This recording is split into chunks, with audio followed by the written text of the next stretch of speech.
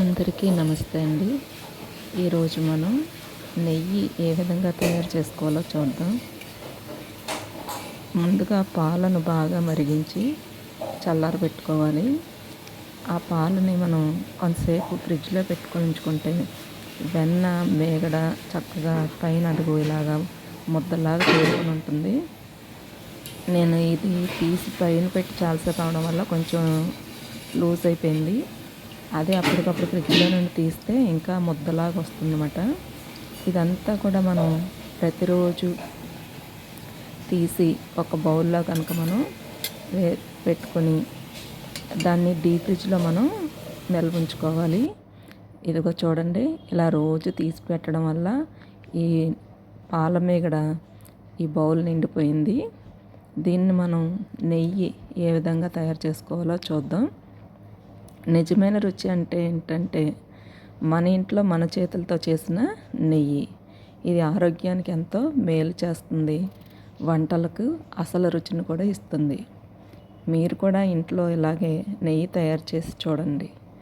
ఇంటి నెయ్యి అమ్మ చేతి రుచిలా ఉంటుంది. ఈ మేగడంతాను మనం మిక్సీలో వేసుకోవాలి. ఈ విధంగా మిక్సీలో వేసుకొని మెత్తగా గ్రైండ్ చేసుకోవాలి.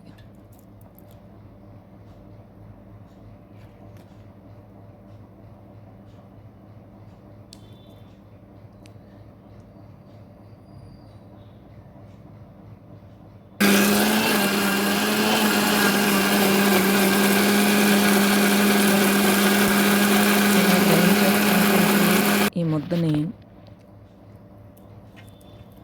కొద్దిగా వేసుకొని మిక్సీలో మెత్తగా గ్రైండ్ చేసుకోవాలి. అంతా ఒకసారే పట్టదు కాబట్టి.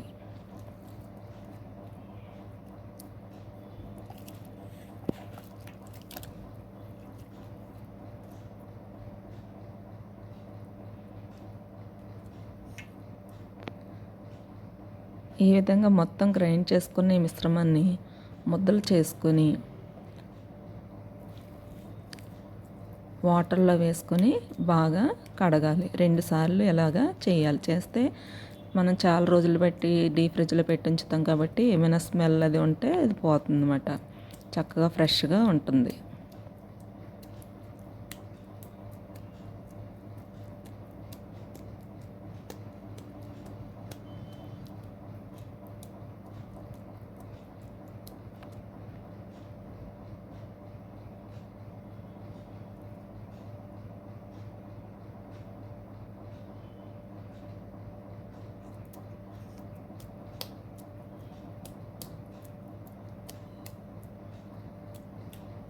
దీన్ని ఈ విధంగా మనం 2 సార్లు వాటర్లో వేసుకొని బాగా క్లీన్ చేసుకున్న తర్వాత స్టవ్ మీద పాన్ పెట్టుకొని బాగా ఉడికించుకోవాలి.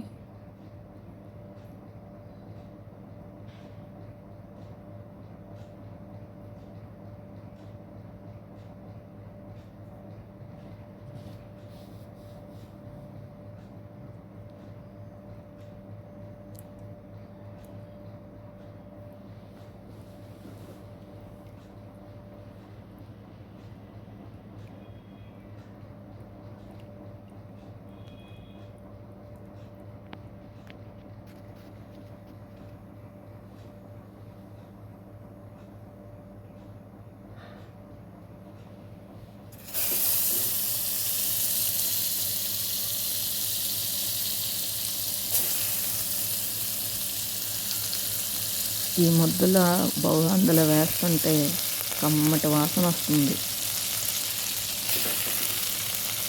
చిన్నప్పుడు అమ్మమ్మ పండగకు వచ్చినప్పుడు సున్నుండలు ఇలాంటి నెయ్యితోనే తయారు చేసేది. పాత జ్ఞాపకాలన్నీ గుర్తొస్తున్నాయి.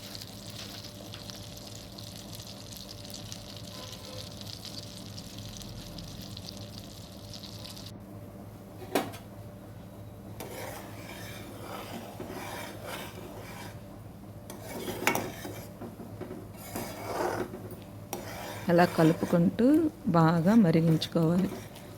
నెయ్యి అందులో ఉన్న నెయ్యి అంతా కూడా బయటకు వచ్చేలాగా కలుపుతూ మరిగించుకోవాలి. ఎందుకంటే అడుగున మాడిపోతుంది కాబట్టి ఇలా కొద్దిగా కలుపుతూ మీడియం ఫ్లేమ్లో పెట్టుకొని మరిగించుకుంటే నెయ్యి బాగా వస్తుంది.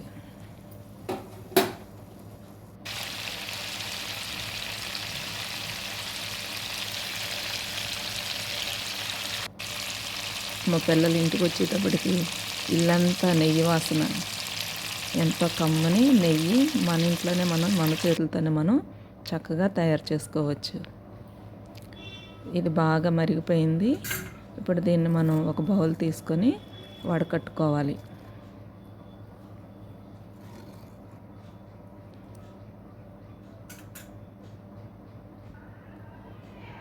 ఈ వడకట్టుకున్న నెయ్యిని బాగా చల్లారేదాకా బయటే ఉంచాలి, మూత పెట్టకుండా.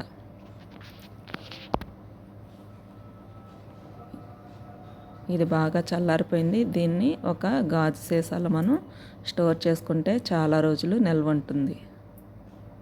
దీనిని మనం సున్నుండలు చేసుకోవచ్చు, వంటల్లో వాడుకోవచ్చు.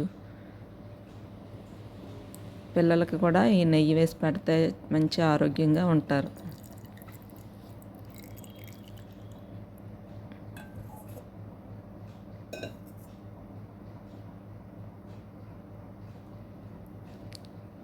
నా వీడియో కనుక మీకు నచ్చినట్లయితే లైక్ చేయండి, షేర్ చేయండి, కామెంట్ పెట్టండి. Thank you to all.